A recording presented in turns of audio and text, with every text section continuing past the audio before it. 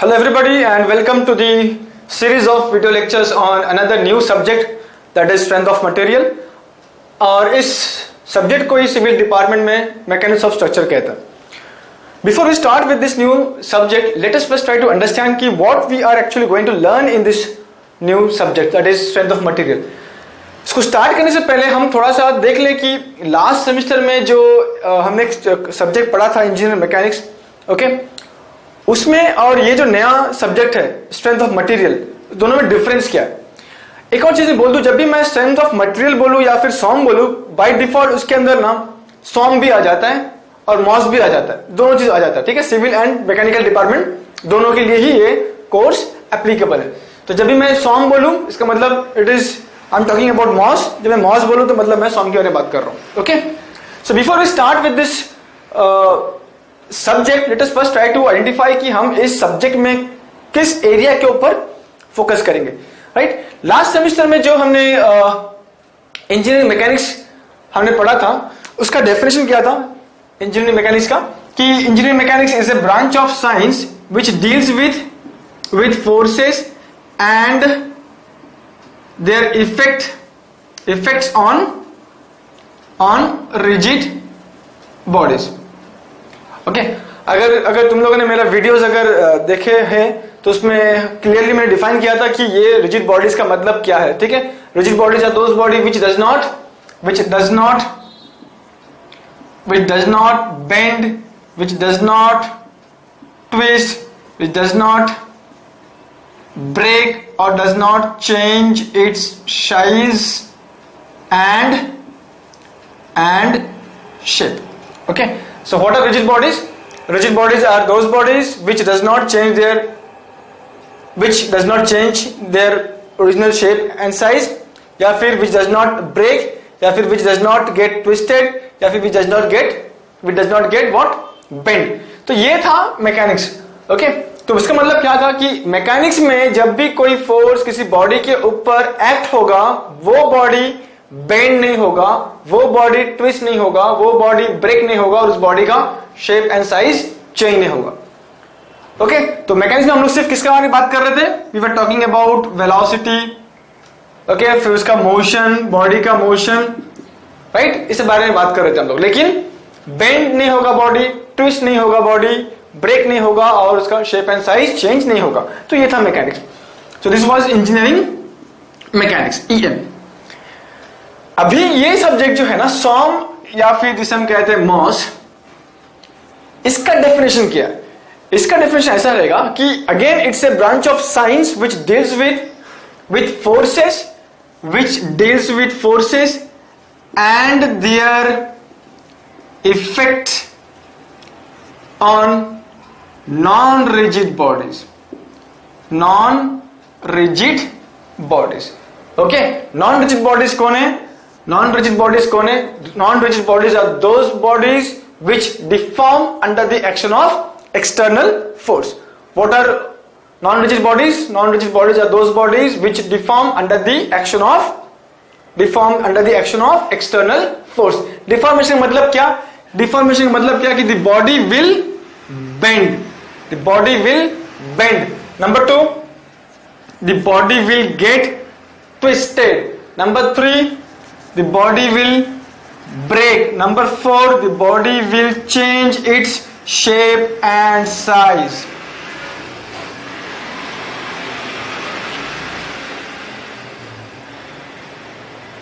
Okay, right. तो main difference क्या है यहाँ पे इंजीनियरिंग मैकेनिक्स और सॉम में, कि इंजीनियरिंग मैकेनिक्स में जो था बॉडी ना ही बेंड होता था, ना ट्विस्ट होता था, ना ब्रेक होता था, ना ही उसका शेप एंड साइज चेंज होता था।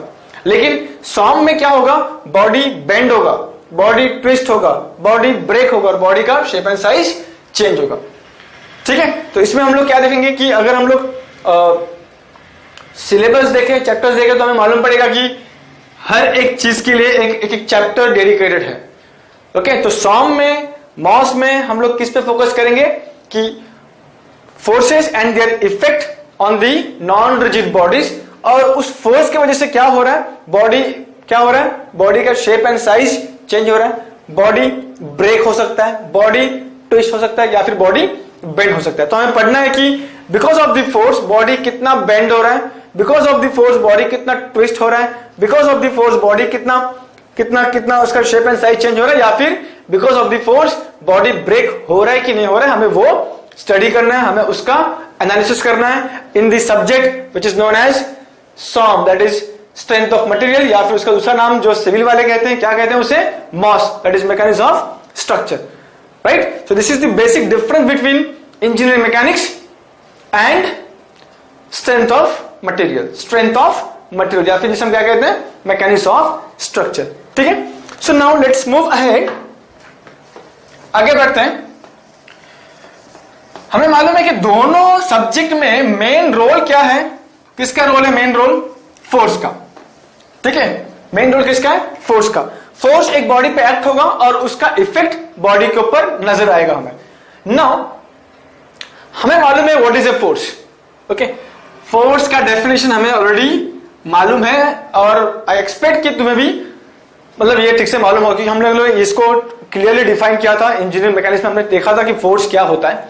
Okay, so what is a force. Force is an external agent or external action which changes or tends to change the initial state of the body, that is the force. Okay, so now what are the different types of forces?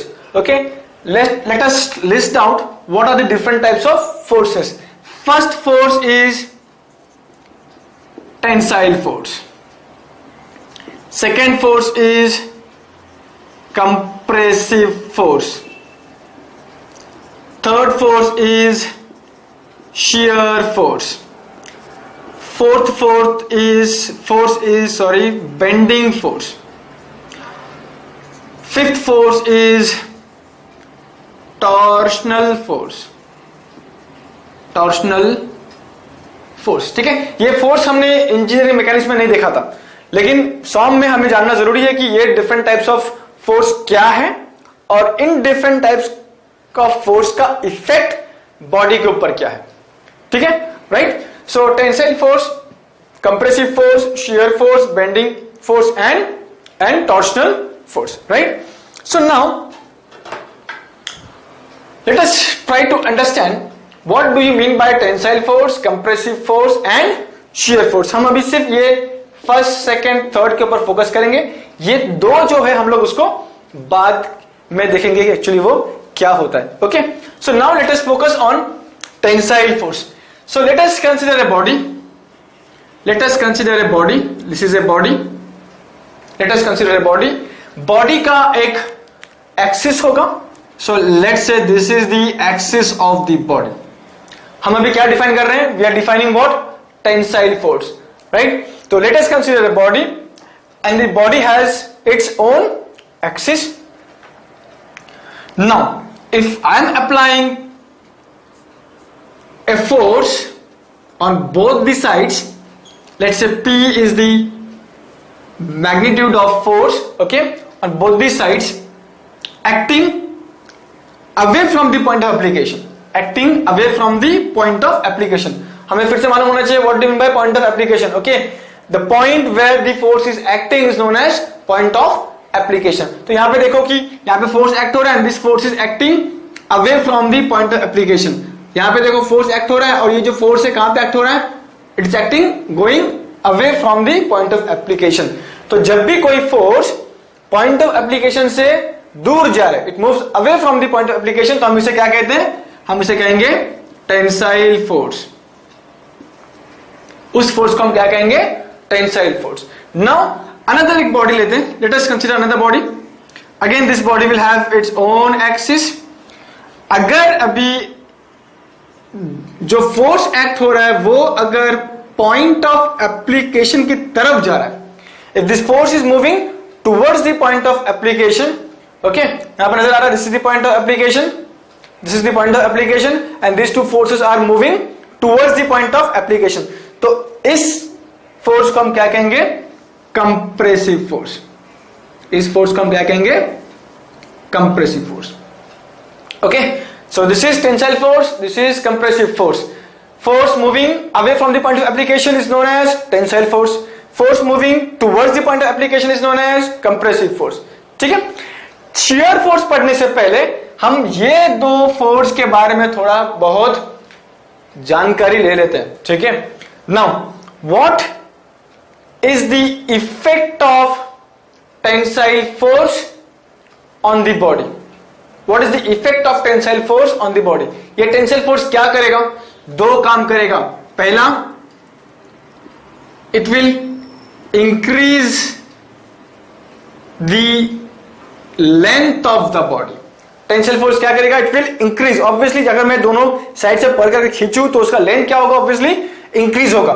So first effect of tensile force is what? It will increase the length of the body. Number two क्या रहेगा? Number two इसका जो cross sectional area है will decrease. So effect of tensile force is what? Number one, कि the length of the body will increase and simultaneously उसका जो cross sectional area रहेगा वो डिक्रीज होता रहेगा। फॉर एग्जांपल एक रबर बैंड ले लो, रबर बैंड, ओके। तुम लोगों ने नोटिस किया रहेगा कि अगर मैं उस रबर बैंड को खींचूं तो क्या हो रहा है? उसका लेंथ बढ़ रहा है, लेकिन साइड बाय साइड तुम देखोगे कि उसका जो क्रॉस सेक्शन है ना एरिया, वो कम होता जा रहा है, मतलब पतला होता जा रहा है। उसका मतलब क्या हो रहा है? वहां पे उसका क्रॉस सेक्शन एरिया कम हो रहा है, right. So this is the effect of tensile force on the body. Two effects, number one उसका लेंथ इंक्रीज होगा, नंबर टू उसका क्रॉस सेक्शनल एरिया क्या होगा? डिक्रीज होता जाएगा। Similarly what is the effect of compressive force? इसका दो effect रहेगा टेंसाइल फोर्स के अपोजिट। पहला इफेक्ट क्या रहेगा? कि length of the body will decrease. Obviously अगर हम उसको कंप्रेस कर रहे तो क्या होगा? Length of the body will decrease. Another effect क्या रहेगा उसका? क्रॉस सेक्शन का क्या होगा? Cross sectional area will increase. Cross sectional area will increase. अगर हम लोग को एक रबर बैंड लेते हैं, इरेजर ले लो, इरेजर बेस्ट एग्जांपल, इरेजर को दोनों साइड से क्या करो? उसको कंप्रेस करो तो तुम्हें एहसास क्या होगा कि उसका लेंथ डिक्रीज हो रहा है और उसका जो क्रॉस सेक्शनल एरिया है वो इंक्रीज हो रहा है, ठीक है। So this is tensile force acting away from the point of application is known as tensile force. और उसका इफेक्ट क्या है? To increase the length of the body and to decrease the cross sectional area of the body. This is compressive force, that is if the force move towards the point of application, those force is known as compressive force. और उसका effect क्या है? कि the length of the body will decrease and the cross sectional area will increase, right? So हमने देखा कि this is tensile force, this is compressive force and their effect on the body. Now दोनों force में दो properties common है and this is very important. ये दो force में that is tensile and compressive में दो प्रॉपर्टीज कॉमन है। पहला प्रॉपर्टी, फर्स्ट प्रॉपर्टी, दोनों में देखो कि बोथ दी फोर्सेस, ये जो P है एंड ये जो P है, both are coinciding with the axis of the body. Both the force, यहां पे देखो ये दिख रहा है ब्लैक कलर का और ये ब्लू कलर का एक्सिस, दोनों क्या हो रहा है? कोइंसाइड हो रहा है। तो फर्स्ट प्रॉपर्टी दोनों में सेम क्या है? Both the force, that is the tensile force and compressive force, both the force are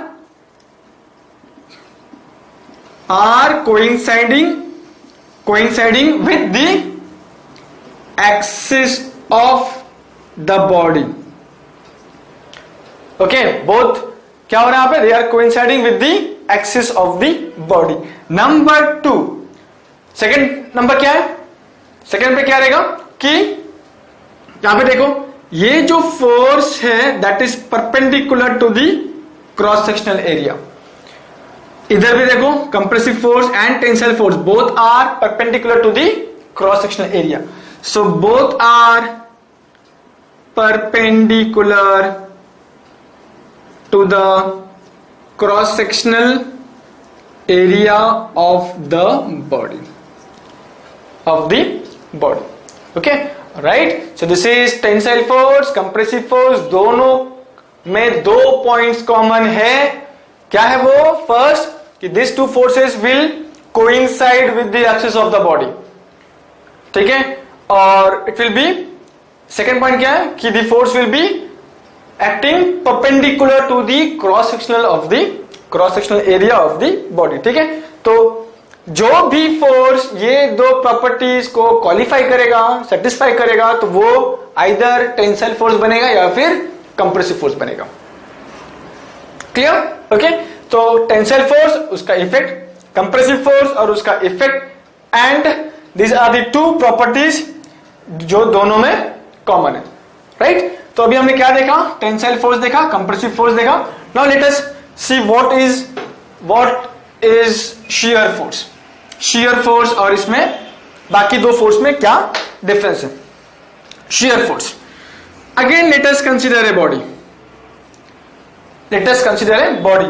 This body has got an axis. Body has got an axis. Now, shear force कैसे act होगा? देखो, shear force ऐसे act होगा. This is how shear force will act. यहाँ पे देखो, ये tensile force, ये compressive force, यहाँ पे क्या है? Shear force. कैसे act हो रहा है यहाँ पे? Shear force कैसे act हो रहा है? कि this shear force is perpendicular to the axis of the body. And it is parallel to the cross sectional area of the body. तो इसका shear force का, ये कौन सा force है? This is the shear force. ये shear force का property क्या होगा? एक कि this will be perpendicular. Shear force will be always perpendicular to the axis of the body. And number two, second condition क्या रहेगा उसका शियर फोर्स का? कि it will be always parallel to the cross sectional area of the body, okay? Right? समझ में आ रहा है ये? राइट? यहां पे क्या हो रहा है? यहां पे देखो, टेंसाइल में और कंप्रेसिव में क्या हो रहा है? दो प्रॉपर्टीज क्या है कि दोनों फोर्स है वो कैसा है? First, coinciding with the axis of the body. लेकिन शियर फोर्स क्या होगा? Shear force will be perpendicular to the axis of the body. ठीक है, कोइंसाइडिंग का एक और नाम अगर मैं दे दूं तो मैं इसको बोल सकता हूं, दिस इज कोइंसाइडिंग का मतलब क्या है? पैरेलल पढ़ के चलो, पैरेलल। ओके, सो यहां पे क्या हो रहा है? Parallel to the axis of the body. कौन? Tensile and compressive. लेकिन शियर फोर्स क्या है? Perpendicular to the axis of the body, perpendicular to the axis of the body. Second, यहां पे देखो, perpendicular to the cross sectional area of the body. कौन? Tensile force और and compressive force. लेकिन shear force कैसा रहेगा? Shear force कैसा रहेगा? It will be parallel to the cross section of the body. ठीक है, राइट? तो ये टेंसाइल एंड कंप्रेसिव का ये दो प्रॉपर्टीज है और शियर फोर्स का ये प्रॉपर्टीज। तो शियर फोर्स को मुझे आइडेंटिफाई करना है तो मुझे देखना पड़ेगा कि कौन सा फोर्स ये दो कंडीशंस को फुलफिल करता है। तो जो भी फोर्स ये दो कंडीशन को फुलफिल करेगा वो क्या हो जाएगा? शियर फोर्स बन जाएगा हमारा। ठीक है, राइट? नेक्स्ट पॉइंट, हमने यहां पे देखा कि टेंसाइल फोर्स का इफेक्ट ये दो है, कंप्रेसिव फोर्स का इफेक्ट ये दो है। नाउ शियर फोर्स का इफेक्ट क्या है? Effect of shear force, effect of shear force, effect of shear force, effect of shear force क्या रहेगा? इसका एक ही इफेक्ट है and that is very dangerous effect. क्या इफेक्ट है? इट ब्रेक्स द बॉडी, या फिर इट कट्स द बॉडी, या फिर it tears the body, it tears the body. ठीक है, यहां पे मैंने ये वर्ड क्यों यूज किया, खतरनाक वर्ड क्यों यूज किया? Let me explain. कि अगर जब फॉर एग्जाम्पल मैं एक बॉडी लेता हूं, ठीक है, जैसे दिस इज अ बॉडी, अगर मैं दोनों साइड से उसको मैं खींच रहा हूं, उसको मैं क्या कर रहा हूं? खींच रहा हूं उसको, तो क्या होगा? तुम क्या विटनेस करोगे? तुम क्या देखोगे कि इसका जो लेंथ है, because of this tensile force, मैं इसे खींच रहा हूं, मतलब क्या? If I am pulling means what? I am applying tensile force. मैं इसको टेंसाइल फोर्स अप्लाई कर रहा हूं और उसका इफेक्ट क्या रहेगा बॉडी के ऊपर?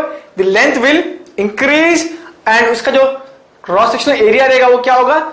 कम होता जाएगा, कम होता जाएगा, कम होता जाएगा। तो तुम्हें मालूम पड़ेगा कि भाई ये लेंथ उसका बढ़ रहा है, बढ़ते जा रहा है, बढ़ते जा रहा है, एंड साइमल्टेनियसली उसका जो क्रॉस सेक्शनल एरिया है वो कम होता जा रहा है, कम होता जा रहा है। एंड फाइनली तुम्हें मालूम पड़ जाएगा कि भाई अगर मैं ज्यादा खींच दूं उसको तो क्या होगा? ये बॉडी टूट जाएगा।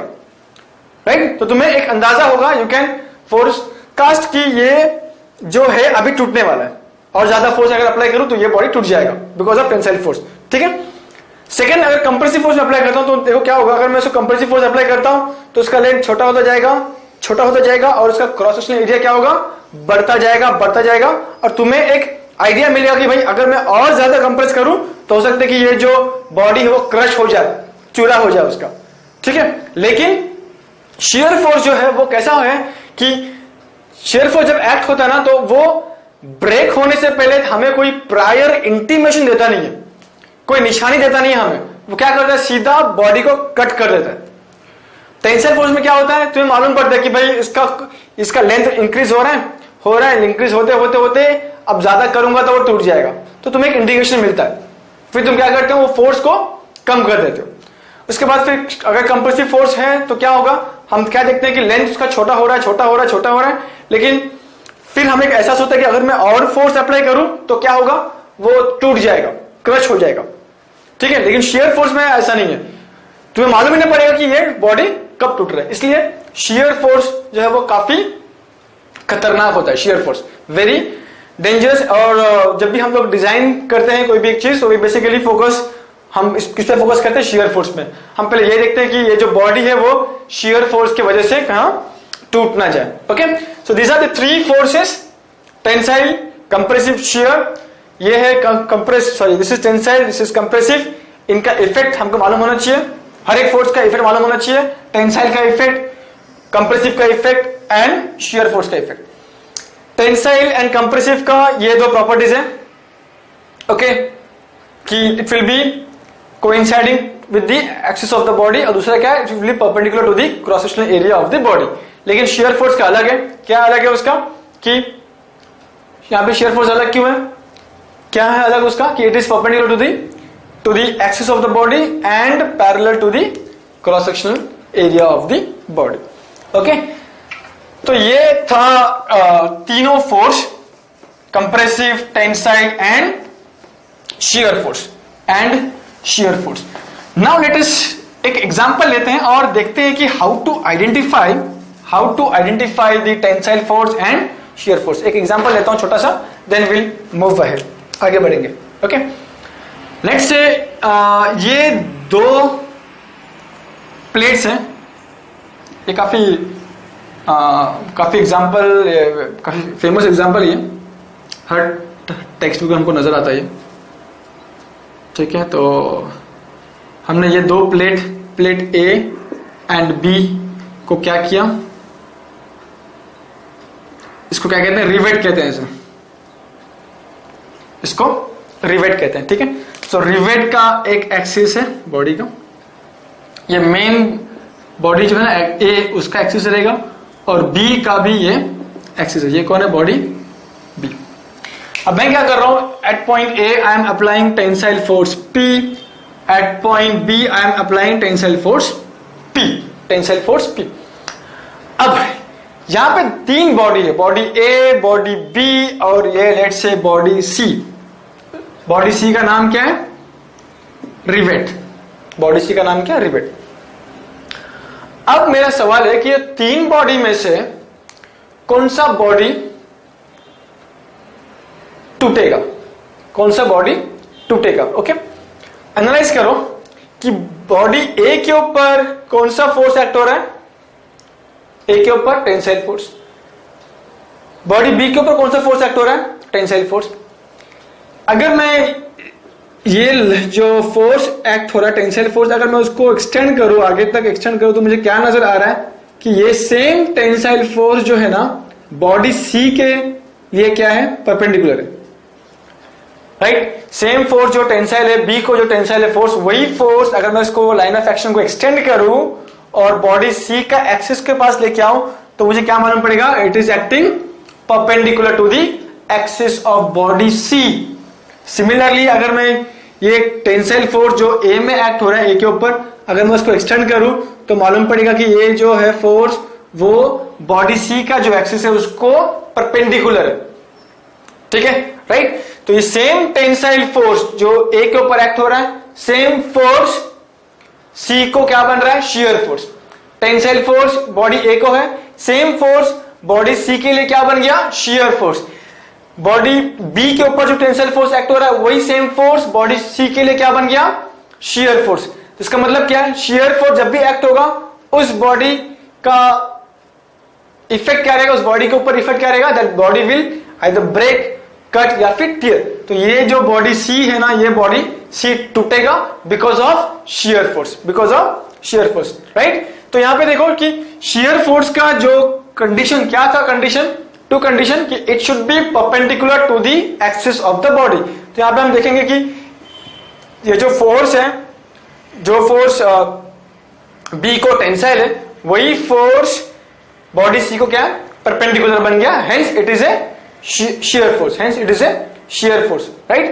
Similarly A के ऊपर जो फोर्स एक्ट हो रहा है टेंसाइल फोर्स, यही टेंसाइल फोर्स अगर मैं इसको एक्सटेंड करूं उसका लाइन ऑफ एक्शन, तो बॉडी C का जो एक्सिस है उसको क्या है, वो परपेंडिकुलर है। इसका मतलब क्या है, इसका मतलब ये हुआ कि this force which is tensile to the body A is shear force to the body C. तो body C will break because of shear force. Okay? So ये तीन फोर्स इंपॉर्टेंट है, that is tensile force, compressive force and shear force. तो उनका effect हमको मालूम होना चाहिए और उनका प्रॉपर्टीज मालूम होना चाहिए। तो प्लीज मैं ये सब एक्सपेक्ट करूंगा कि मैं जो बोर्ड पे लिख रहा हूं वो सब लोग एक नोटबुक मेंटेन करो, तुम लोग सॉम या फिर मॉस के लिए मेंटेन करो, और जो मैं लिख रहा हूं उसको प्लीज लिख लिया करो। ओके, इसको लिख लिया करो, और कुछ अगर नहीं समझे तो उसको, यही वीडियो को तुम फिर से देख सकते हो उसको, राइट। तो ये था force, types of force and their effect on the bodies. Now let's come to the topic, main topic, first topic हमारा इस चैप्टर का, that is simple stress and strain. Simple stress and strain, so this is our first topic, और ये काफी conceptual topic है, ठीक है। तो let us start with stress. Simple word ignore करो, let us start with stress. Stress किसे कहते हैं, ओके, इसको समझे जरा। Let us again consider a body, okay, late us consider a body. Body has an axis. This body is made up of number of molecules. Okay, a solid body is made up of number of molecules. Okay, right. और हमने यहाँ पे tensile force P apply किया। हम लोग किसके बारे में पढ़ रहे हैं अभी? स्ट्रेस, और उसका सिंबल क्या है? सिग्मा।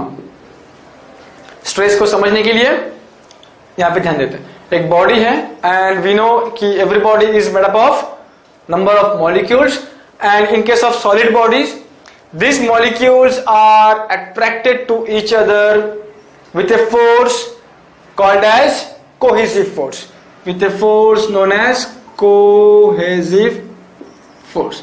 सो ये जो मॉलिक्यूल्स हैं they are attracted to each other with the help of cohesive force, ठीक है। नाउ टेंसाइल फोर्स एक्ट हो रहा है इस बॉडी के ऊपर। टेंसाइल फोर्स का इफेक्ट क्या है इस बॉडी के ऊपर? ये जो फोर्स है जब इस बॉडी के ऊपर एक्ट करेगा तो उसका काम क्या रहेगा, उस फोर्स का काम क्या रहेगा? To increase the length of the body, right ना। हमने भी जस्ट देखा ना कि टेंसाइल फोर्स अगर एक्ट होता है तो दो चीज करता है वो, क्या? एक लेंथ इंक्रीज करेगा और दूसरा क्रॉस सेक्शनल एरिया को वो डिक्रीज करेगा, राइट। तो यहां पे कौन एक्ट हो रहा है? टेंसाइल फोर्स एक्ट हो रहा है यहां पर। तो उसका काम क्या रहेगा? To increase the length of the body. लेकिन ये जो मॉलिक्यूल्स हैं वो नहीं चाहेगा कि इस बॉडी का लेंथ इंक्रीज हो, राइट। फोर्स क्या चाह रहे हैं? कि लेंथ इंक्रीज हो बॉडी का। अंदर का जो मॉलिक्यूल्स है वो क्या चाह रहा है? कि लेंथ इंक्रीज ना हो, ओके, राइट। तो ये जो अंदर का मॉलिक्यूल्स है ना वो क्या करेगा? एक अंदर से रेजिस्टेंस देगा, किसको? एक्सटर्नल फोर्स को, राइट। क्योंकि ये एक्सटर्नल फोर्स क्या कर रहा है? वो लेंथ इंक्रीज करने का कोशिश कर रहा है। लेकिन ये जो अंदर का मॉलिक्यूल्स है वो क्या करेगा? अंदर से एक रेजिस्टेंस देगा, किसको? एक्सटर्नल फोर्स को, ताकि ये जो लेंथ है ना, लेंथ बॉडी का जो लेंथ है वो इंक्रीज ना हो, right. So now let us define stress. What is stress? Stress is internal resistance offered bye, कौन ऑफर कर रहा है रेजिस्टेंस? कौन ऑफर कर रहा है? Cross sectional area of the body, ठीक है, राइट? कौन ऑफर कर रहा है ये resistance? Cross sectional area of the body. Body का ऑब्वियसली बॉडी कर रहा है, लेकिन कौन कर रहा है बॉडी के अंदर? क्रॉस सेक्शनल एरिया कर रहा है। Okay, so stress is what? Stress is internal resistance offered bye cross sectional area of the body. किसके अगेंस्ट कर रहा है ये? किसके अगेंस्ट कर रहा है resistance? Against the deformation, against the deformation. अब ये डिफॉर्मेशन क्यों हो रहा है? Because against the deformation produced by external forces, produced by external forces, ठीक है, right? So what is stress? Stress is internal resistance offered bye cross sectional area of the body against the deformation produced by external force, right? मतलब क्या होगा? एक बार फिर मैं लिखता हूं कि ये what is stress? Stress is internal resistance offered by cross sectional area against deformation produced by external force, right? Okay, क्या है ये? What is stress? Internal resistance offered by cross sectional area against the deformation produced by external forces, right? अभी यहां पे देखो कि इतना लंबा चौड़ा, यहां पे देख रहे हैं हम लोग कितने लंबा चौड़ा एक स्टेटमेंट लिखे हम लोगों ने। Internal resistance offered by the cross sectional area of the cross section of the क्या है यहाँ पे? Okay fine, of the body, यहाँ पे गलती से ये है, यहाँ पे ऑफ द एरिया नहीं, of the body against the deformation produced by external force. तो ये पूरे चीज को अगर मैं एक वर्ड से रिप्लेस करना चाहूं, ठीक है, ये जो मैंने लिखा यहाँ पे, अगर उसको मैं एक वर्ड से रिप्लेस करना चाहूं तो वो कौन सा वर्ड होगा? स्ट्रेस। तो जब भी स्ट्रेस ये वर्ड हमारे कानों में जाए तो ये पूरा डेफिनेशन क्या होना चाहिए? हमें याद आना चाहिए। जब भी मैं बोलूंगा स्ट्रेस, उसका मतलब क्या? Internal resistance offered by the cross sectional area of the body against the deformation produced by the external force. तो ये लंबा चौड़ा स्टेटमेंट हर बार लिख नहीं सकते, ठीक है? वो क्या होगा? Waste of time and energy होगा, राइट? तो हम लोग क्या करेंगे? इसको टोटली रिप्लेस करेंगे एक सिंगल वर्ड से, जिसका नाम क्या है?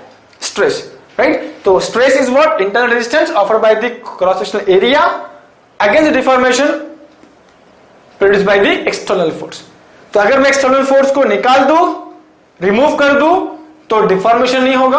अगर डिफॉर्मेशन नहीं होगा तो cross sectional area internal resistance देगा नहीं मतलब इंटरनल रेजिस्टेंस देगा नहीं। इसका मतलब क्या है कि स्ट्रेस इज जीरो। तो इसका मतलब यह हुआ कि जब भी कोई फोर्स एक्ट होगा, स्ट्रेस पिक्चर में आ जाएगा। जब भी कोई फोर्स एक्ट होगा, स्ट्रेस पिक्चर में आ जाएगा। देखो, अगर मैं यहां से एक्सटर्नल फोर्स निकाल दूं तो क्या होगा? अगर मैं यहां से एक्सटर्नल फोर्स निकाल दूं तो क्या होगा?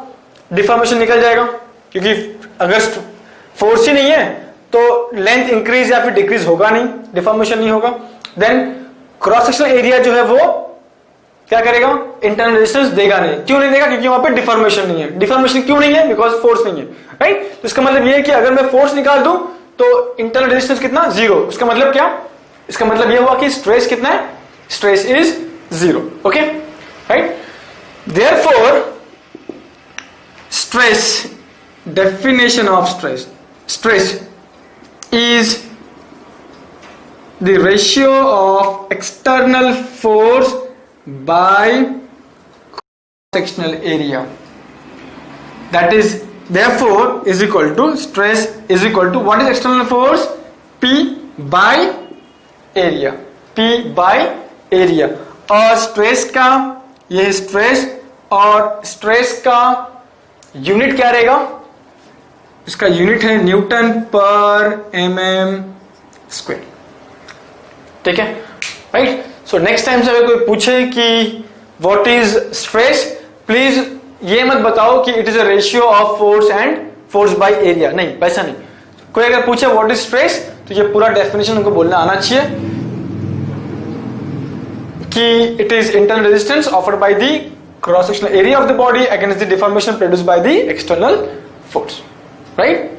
Okay, so this is stress. Okay, so now let us move ahead. Let us see what are the different types of stress. What are the different types of stress?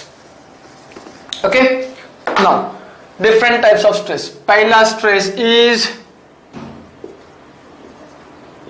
tensile stress, sigma T. दूसरा है compressive stress, sigma C. तीसरा है shear stress, यहां पे sigma S नहीं आएगा, shear stress का अलग ही सिंबल है, इसको ध्यान रखना है हमको, वेरी इंपॉर्टेंट। शियर स्ट्रेस का एक अलग ही सिंबल है, that is known as tau. क्या है इसको, क्या बोलेंगे हम? टाउ कहेंगे उसको, राइट? नाउ बाय डेफिनेशन हमको, अगर स्ट्रेस का डेफिनेशन क्या हमको मालूम है? स्ट्रेस का definition external force by cross sectional area. हमने देखा how to define tensile stress.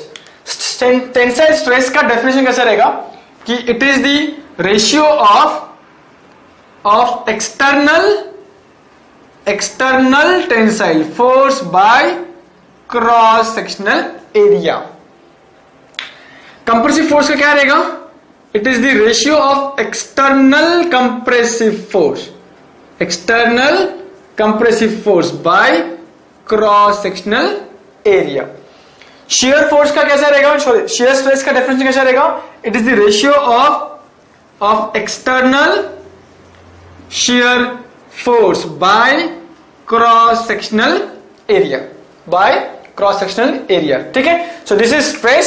Stress is what? It is the ratio of, ये फॉर्मूला है उसका, डेफिनेशन नहीं है। स्ट्रेस का डेफिनेशन क्या है? Internal resistance offered by the cross sectional area of the body against the deformation produced by the external force, that is the definition of stress.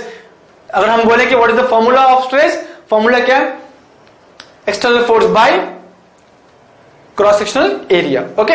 और stress का तीन टाइप्स है, एक है tensile stress, compressive stress and shear stress. Shear stress का symbol ध्यान रखना है हमको, शियर स्ट्रेस का सिंबल क्या है? Tau. Now go back to the definition. What is tensile stress? It is the ratio of external tensile force by cross sectional area. What is compressive stress? It is the ratio of external compressive force by cross sectional area. What is shear stress? It is the ratio of external shear force by cross sectional area, okay? By cross sectional area, right? Now formula क्या रहेगा इसका? Sorry, formula नहीं, इसका unit क्या रहेगा? इसका unit है again Newton पर mm स्क्वायर। कंप्रेसिव स्ट्रेस का भी न्यूटन पर mm स्क्वायर और शियर स्ट्रेस का भी न्यूटन पर mm स्क्वायर, ठीक है? भले स्ट्रेस टेंसाइल हो या भले ही वो कंप्रेसिव हो या फिर भले वो शियर हो, उसका यूनिट दोनों तीनों में सेम रहेगा। क्या है वो? न्यूटन पर mm स्क्वायर, न्यूटन पर mm स्क्वायर एंड न्यूटन पर mm square, okay, right? One more thing, एक और चीज ध्यान देते हैं यहां पे कि ये जो दो स्ट्रेस है ना, tensile stress and compressive stress, इसे हम क्या कहते हैं? इसे हम डायरेक्ट स्ट्रेस भी कहते हैं। क्या कहते हैं इसे? हम डायरेक्ट स्ट्रेस भी कहते हैं। दूसरा नाम क्या है उसका? लीनियर स्ट्रेस, ठीक है? Tensile stress and compressive stress का दूसरा नाम क्या है? Direct stress, okay? या फिर लीनियर स्ट्रेस या फिर नॉर्मल स्ट्रेस, ठीक है? तो डायरेक्ट स्ट्रेस का ये जो यहां पे है ना डायरेक्ट स्ट्रेस, उसका एग्जांपल कौन कौन है? Tensile stress, compressive stress. Linear stress का एग्जांपल कौन कौन है? Tensile stress and compressive stress. Normal stress का एग्जांपल कौन है? Tensile stress and compressive stress, ठीक है? बचा जो शियर स्ट्रेस है, उसका एक और नाम है that is known as tangential stress. ठीक है, tangential stress, tangential stress. तो tangential stress का एग्जांपल कौन है? shear stress. तो shear stress is an example of tangential stress, whereas tensile stress and compressive stress they both are example of direct stress. उसका और एक नाम क्या है? linear stress. उसका एक और नाम क्या है? normal stress. normal stress, please इसको ध्यान में रखो, नोट करो उसको, क्योंकि आगे जाके हमको ये यूज करना है. ठीक है, right. So this was different types of stress, right. तो ये हमने स्ट्रेस देखा और उसके फिर टाइप्स ऑफ स्ट्रेस देखा, इसका यूनिट्स देख लो, राइट, नोट कर लो उसको ठीक से. And now let us see what do we mean by strain. Okay, what do you mean by strain?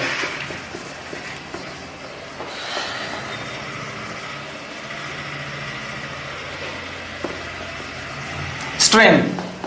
What do you mean by strain? So next topic is strain. Strain का symbol छोटा सा e.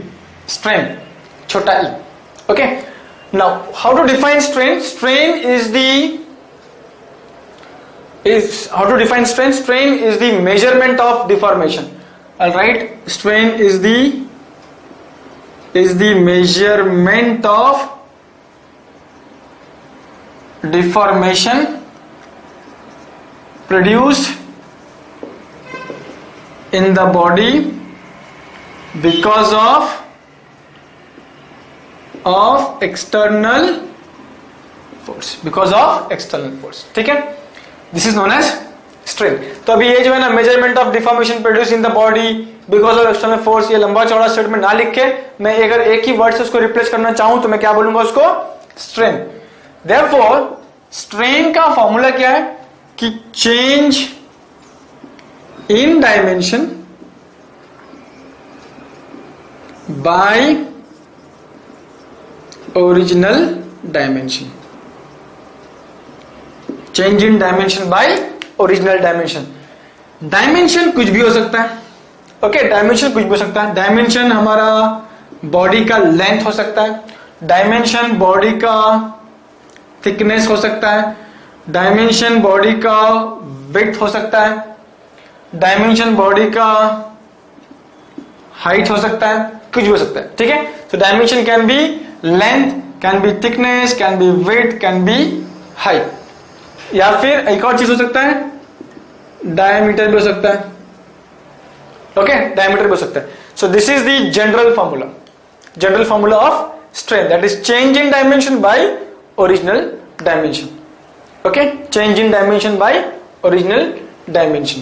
तो dimension length हो सकता है, thickness हो सकता है, विड्थ हो सकता है, हाइट हो सकता है एंड डायमीटर भी हो सकता है. लेकिन by default change in dimension में हम लेंथ को कंसीडर करेंगे. So therefore delta L by L. ठीक है, change in dimension by default हम लोग लेंथ को ही यहां पे डायमेंशन कंसीडर करेंगे, अनलेस एंड अनटिल हम आगे जाके पढ़े कि डायमीटर, हाइट, वेट, थिकनेस कब आएगा. ओके, हम उसको बाद में पढ़ेंगे, लेकिन फिलहाल हमें यह मालूम होना चाहिए कि अभी इस वक्त डायमेंशन हमारे लिए क्या रहेगा? लेंथ रहेगा. Okay, clear? So this is strain, small e is equal to change in length by original length. Okay, now what is the unit of strain? Strain has got no units. Strain का कोई unit नहीं होता. ठीक है, strain का कोई unit नहीं होता. स्ट्रेस का यूनिट क्या था? न्यूटन पर mm स्क्वायर. लेकिन स्ट्रेन का कोई यूनिट नहीं है. स्ट्रेस का यूनिट क्या है? न्यूटन पर mm स्क्वायर. लेकिन स्ट्रेन का कोई यूनिट नहीं है. Okay, now let us see what are the different types of strain. ठीक है, अगर कुछ पॉइंट मिस कर रहे हो तो प्लीज इसको पॉज करो, फिर से सुनो, लिखो. बट प्लीज आप लोग ये जो भी मैं लिख रहा हूं बोर्ड पे, इसको नोट्स ठीक से मेंटेन करो और थरोली उसको रिवाइज किया करो, ठीक है। So now next is what are the different types of strain. जैसे हमारे स्ट्रेस में 3 टाइप था, tensile stress, compressive stress, shear stress. इसमें भी 3 टाइप रहेगा। एक है टेंसाइल स्ट्रेन ET, दूसरा कंप्रेसिव स्ट्रेन EC, तीसरा शियर स्ट्रेन दैट इज 5। जैसे देखो यहां पे शियर स्ट्रेस में सिंबल क्या था, टाउ, यहां पे शियर स्ट्रेन में 5। ओके, क्या है 5। Now what is the formula क्या रहेगा वहां पे? अगर हम लोगों ने जनरल फॉर्मूला देखा हो, E is what, change in length by original length, change in length. Okay, tensile strain का क्या रहेगा फॉर्मूला, क्या रहेगा? सेम फॉर्मूला रहेगा, चेंज इन लेंथ। यहां पे जो एक बार ध्यान से इसको समझो जरा, टेंसाइल स्ट्रेन मतलब उसके ऊपर कौन सा फोर्स एक्ट हो रहा है? टेंसाइल फोर्स एक्ट हो रहा है। और टेंसाइल फोर्स का काम क्या है? To increase the length. तो यहां पे जो डेल्टा एल है ना, डेल्टा एल वो क्या हो जाएगा?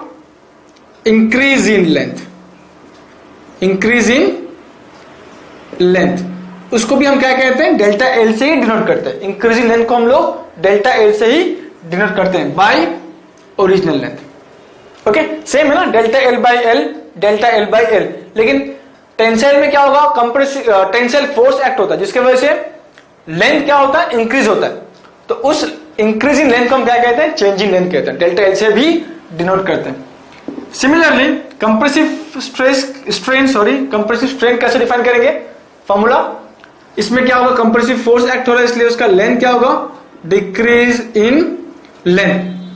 बट हम इसको भी डेल्टा एल से डिनोट करते हैं, ठीक है।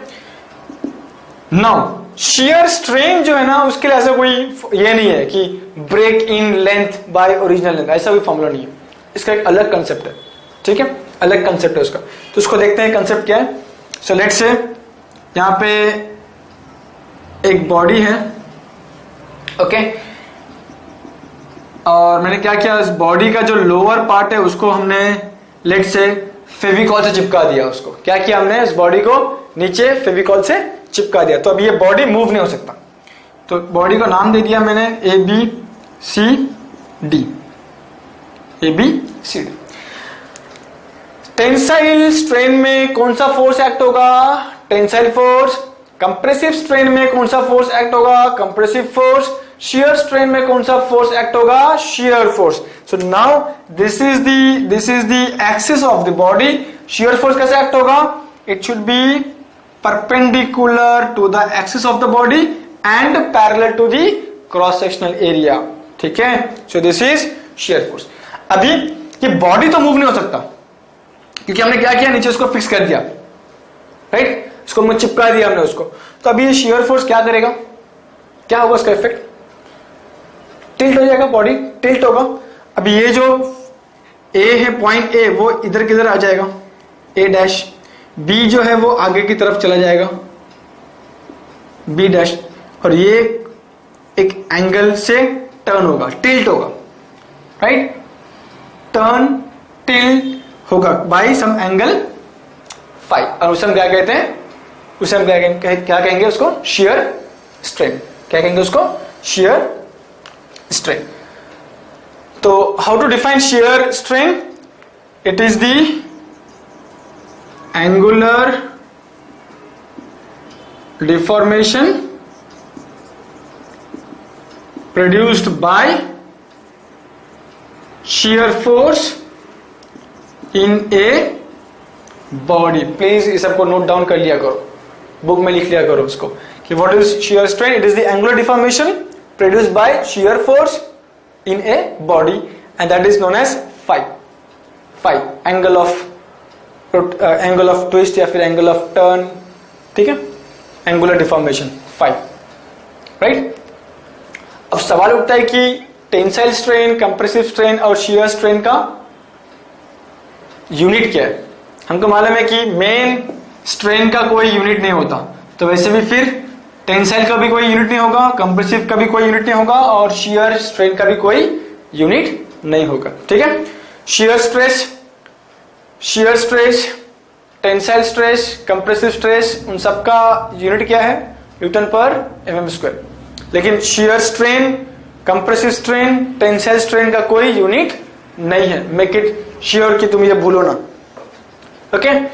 so far we have studied about force and their effects on a body, okay. Then we have seen what do we mean by stress, then what are different types of stress, then we have seen what is strain, what are different types of strain, okay. Now let us start with another law that is known as Hooke's law, very important law, Hooke's law, ठीक है। क्या कहता है Hooke's law कि within elastic limit, हर एक body का एक elastic limit होता है, हर एक बॉडी का एक इलास्टिक लिमिट होता है। इसका मतलब क्या कि अगर मैं उस इलास्टिक लिमिट, क्योंकि अगर मैं कोई इलास्टिक बॉडी लूं, for example let us understand कि ये लिमिट क्या चीज है। Let us consider a elastic body. खासियत क्या है उसका, प्रॉपर्टी क्या है कि if I apply some external force it will deform and if we remove the external force it will again regain its original shape and size. ये एक elastic body की प्रॉपर्टी है, उसकी खासियत है, राइट। लेकिन ये जो प्रॉपर्टी है ना वो एक लिमिट तक है, एक हद तक है। अगर मैं इस बॉडी को एक हद तक ही स्ट्रेच करूं और उसके बाद अगर मैं फोर्स निकाल दूं तभी जाके वो अपना original shape and size regain करेगा, एक हद तक, ठीक है। अगर मैं उस हद को क्रॉस कर दूं और उसके बाद अगर मैं एक्सटर्नल फोर्स को रिमूव कर दूं तो बॉडी फिर से अपना original shape and size regain नहीं करेगा। इसका मतलब क्या हो गया, ये बॉडी जो है अपना इलास्टिक प्रॉपर्टी खो दिया और प्लास्टिक प्रॉपर्टी ले लिया, ठीक है। इलास्टिक प्रॉपर्टी खो दिया एंड प्लास्टिक प्रॉपर्टी उसने ले लिया। लेकिन कब है, जब हम वो लिमिट, हम वो हद को, लिमिट को क्रॉस करेंगे तभी जाके ये बॉडी क्या करेगा, अपना इलास्टिक प्रॉपर्टी खो देगा और प्लास्टिक प्रॉपर्टी ले लेगा, ठीक है। तो वो जो लिमिट है जिसके अंदर वो जो बॉडी है वो क्या बिहेव करेगा, इलास्टिक बॉडी बिहेव करेगा। वो जो लिमिट है वो क्या है, इलास्टिक लिमिट, इलास्टिक प्रॉपर्टी का लिमिट, राइट, इलास्टिक लिमिट। तो यही है वो लिमिट कि हुक्स लॉ क्या कहता है कि within a elastic limit, within a elastic limit stress is directly proportional to the strain. Within that limit stress is directly proportional to the strain, okay. Now therefore stress का symbol proportional to, directly proportional to strain. Therefore stress is directly proportional to strain. Therefore stress, मुझे अभी ये जो proportionality sign है ना उसको निकालना है, उसकी जगह पे क्या रखना है मुझको, इक्वल टू साइन। तो इक्वल टू, उसके साथ मुझे एक कैपिटल ई से मल्टीप्लाई करना पड़ेगा इनटू स्ट्रेन। अब ये चीज कौन है, this is sigma stress. Capital E कौन है, इसे हम क्या कहते हैं, यंग्स मॉड्यूलस। क्या कहते हैं हम, यंग्स मॉड्यूलस। और एक नाम क्या है उसका, मॉड्यूलस ऑफ इलास्टिसिटी। और ये छोटा सा ई कौन है, ये कैपिटल ई कौन है, यंग्स मॉड्यूलस। छोटा सा ई कौन है, स्ट्रेन। छोटा सा ई कौन है, strain. Therefore capital E is equal to stress by strain. ये भी एक हमारा फॉर्मूला है। E Young's modulus is equal to stress by strain. और ये जो यंग्स मॉड्यूलस है ना, कैपिटल ई, उसका यूनिट क्या रहेगा, सेम स्ट्रेस का जो यूनिट है। क्या है वो स्ट्रेस का यूनिट, न्यूटन पर एमएम स्क्वायर, न्यूटन पर एमएम स्क्वायर। तो कैपिटल ई का मतलब Young's modulus, okay. Capital E का मतलब क्या है, यंग्स मॉड्यूलस। और और उसका यूनिट क्या रहेगा, न्यूटन पर mm square. Okay right, okay तो ये एक फॉर्मूला है। नेक्स्ट एक और इंपॉर्टेंट फॉर्मूला, हमें मालूम है what is stress, stress is equal to capital E into small e, right. What do you mean by stress? Stress is force upon cross sectional area which is equal to capital E into small e। Small e का formula क्या है, delta, small e क्या है, strain ना, उसका formula क्या है, delta L by L। Delta E is what, delta L by L।